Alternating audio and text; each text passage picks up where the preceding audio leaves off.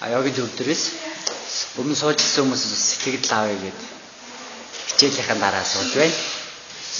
Тэгээд та одоо яагаар хэр удаан хичээлж байна вэ? Одоо би 3 дахь сардаа хичээлж байна. 2 сар бүтэн явцаа одоо 3 дахь сардаа ороод явж байна. За. Ер нь йогийг яагаад хичээллээ гэж бодсон бэ? Яагаад сонгосон бэ? Үгүй олон жилийн өмнө би йогийг ер нь айгу эрүүл мэндэд тустай гэж сонсч байсан. Тэгээд номын худалдаж аваад өөрөө гэрээрээ бас хийдэг байсан. Тэгээд их дуртай йог их сонирхдаг болсон. Тэгээд сая албан ёсоор багштай болоод хичээлж байгаа юм тийм. Корд хөтөлбөрийн 5 давхар йог хийж байгаа сонсоод.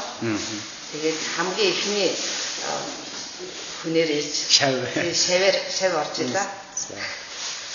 Хичээлснээс хойш ямар үр дүнгууд гарч байгаа вэ?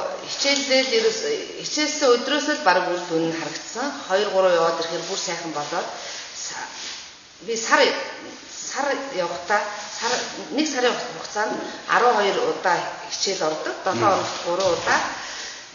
Тэрнийхээ 3-4 удаагийн тасалсан. Тэгээд 7-8 удаа явахад айгуу гоё мэддэхөөс өөрчлөлт ороод би маань айгуу гоё ирүүлжээд жин хасагдаад би галбиржаад сэтгэл санаа хүрч гоё болоод бүр ингээд өөр ирэхгүй ингээд багштай баярлаад багшигаа хайрлаад эхэлсэн. Тэгж гоё мэдрэгддэг хүн яг. Ер нь одоо ингээд йогоор